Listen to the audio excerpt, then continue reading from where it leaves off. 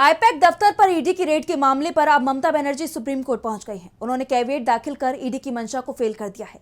ममता का कहना है कि बिना बंगाल सरकार का पक्ष सुने कोर्ट कोई एक तरफा फैसला ना सुनाए। चुनावी हलचल के बीच इस घटनाक्रम से राज्य का सियासी पारा चरम पर पहुंच गया है। चुनावी स्ट्रेटेजी बनाने वाली संस्था आईपैक के ऑफिस पर छापेमारी का मामला अब तूल पकड़ चुका है और अब इस मामले को लेकर ममता सरकार सुप्रीम कोर्ट पहुंच गई है।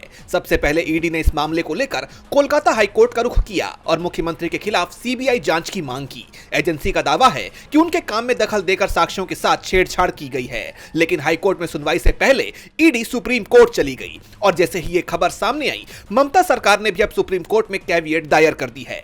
बंगाल सरकार ने सुप्रीम कोर्ट से अपील की है कि अगर ईडी इस मामले में कोई भी याचिका दायर करती है तो कोर्ट बिना बंगाल सरकार का पक्ष सुने कोई एक तरफा आदेश या निर्देश पास न करे। दरअसल बंगाल सरकार का तर्क है कि उन्हें अपनी बात रखने का पूरा मौका मिलना चाहिए ताकि न्याय का सिद्धांत बरकरार रहे।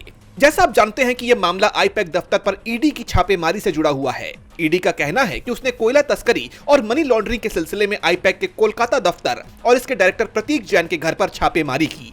इस दौरान मुख्यमंत्री ममता बनर्जी खुद मौके पर पहुंच गई। उधर ममता बनर्जी का आरोप है कि केंद्र सरकार एजेंसियों का गलत इस्तेमाल कर रही है और ईडी का असली मकसद भ्रष्टाचार की जांच करना नहीं बल्कि विपक्षी दलों की चुनावी रणनीति और गोपनीय डेटा चुराना है। ममता बनर्जी का आरोप है कि केंद्र सरकार एजेंसियों का गलत इस्तेमाल कर रही है और ईडी का असल मकसद भ्रष्टाचार की जांच करना नहीं बल्कि टीएमसी की चुनावी रणनीति और गोपनीय डेटा को चुराना है।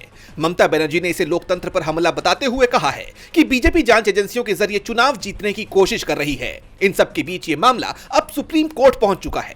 अब देखना होगा कि इस मामले में सुप्रीम कोर्ट क्या रुख अपनाता है। डीबी लाइव पश्चिम बंगाल की रिपोर्ट।